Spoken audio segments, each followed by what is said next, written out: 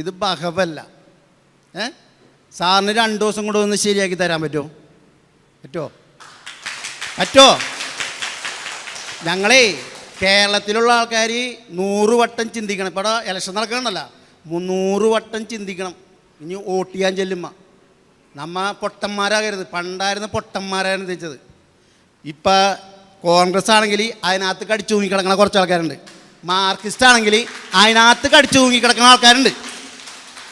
ഇല്ലേ? ശരിയല്ലേ?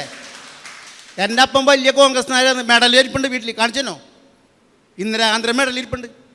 ഞാൻ മാർക്സിസ്റ്റിന് പ്രവർത്തിക്കാന്ന് വെച്ച ആളാണ്. അത് നയനാരത്തെ ഭരിച്ചെന്ന് വെച്ച കാലത്ത്. ഞങ്ങൾക്ക് എപ്പോഴാണ് നീതി കിട്ടണത്? ഞങ്ങളുടെ ഈ വോട്ടിന് വിലയില്ലേ? ഒരു ദിവസമാണ് നമ്മുടെ ജനപ്രതിനിധികൾക്ക് അവകാശമുള്ളത് വോട്ട് ചെയ്യാൻ. ഞാൻ പറയണത് സത്യമാണോ? സ്വത്തിനും ജീവനും സംരക്ഷണം തരുമെന്ന് പറഞ്ഞുകൊണ്ട് പോണ ആൾക്കാർ എന്താണ് ചെയ്യണത്?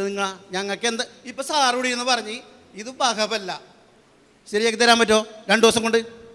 പറ. 18 ദിവസവും ഞങ്ങൾ ഇവിടെ നിരാഹാരം. 19 ദിവസം നിന്ന് 13-ാം തീയതി തുടങ്ങിയതാണ്. ബഞ്ചി സ്ക്വയറിലുണ്ടായി സമരം. ബാഹുവിൻ്റെ അവിടെ ഉണ്ടായിരുന്നു. ഞാൻ ബോട്ടിൽ പോകാതെ മാറി. ഞാൻ കടലിൽ പോണവനാണ്. ഇവിടെ 90% ആൾക്കാരും കടലിൽ പോണേ. മനസ്സിലായ? ഓക്കെ. ഏത് കാറ്റും കോളും വന്നാലും. ഇപ്പം സാറ് പറഞ്ഞില്ലേ ഒരു കാര്യം, ഞങ്ങൾ ഈ കേസിന് പോകേണ്ട വരുമെന്ന്. ഈ 2.5 വർഷം ഈ 35 വർഷം ഞങ്ങൾക്ക് ഈ ആധാരമൊക്കെ ശരിയാക്കി കരമടച്ചിരുന്ന വെച്ചാൽ ആൾക്കാരെ എവിടെ കൊണ്ടുപോയിടും? അപ്പം 35 വർഷം കരമടച്ച ഞങ്ങൾ ആ ആൾക്കാരെ എവിടെ കൊണ്ടുപോയിടും? റവന്യൂ അധികാരികളുണ്ട്, റവന്യൂ ഉദ്യോഗസ്ഥരുണ്ട്, അവരെവിടെ കൊണ്ടുപോയിടും? ഞങ്ങൾ 2.5 വർഷമായിട്ടുള്ളൂ.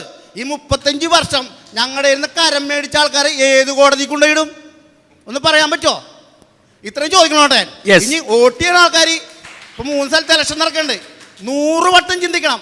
ഒരു പ്രാവശ്യം ചിന്തിച്ചാൽ പോരാ, 100 വട്ടം ചിന്തിച്ചിട്ട് വേണം ഇനി വോട്ട് ചെയ്യാനായിട്ട്.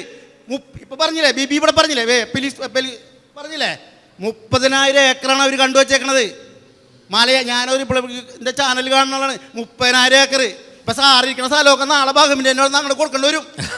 സാറിനോട് സംസാരിക്കണല്ലേ? ഓക്കെ. ഞാൻ എന്തായാലും പറഞ്ഞു. ഞാൻ നിർത്തണ്ട. സത്യമാണ് സാറ് പറഞ്ഞത്. കടലിൽ പോണവനാണ്. ഇപ്പോഴും കടലിൽ പോയിരിക്കൊണ്ടിരിക്കണം. ഞാൻ താങ്കളുടെ വികാരം മനസ്സിലാക്കുന്നു.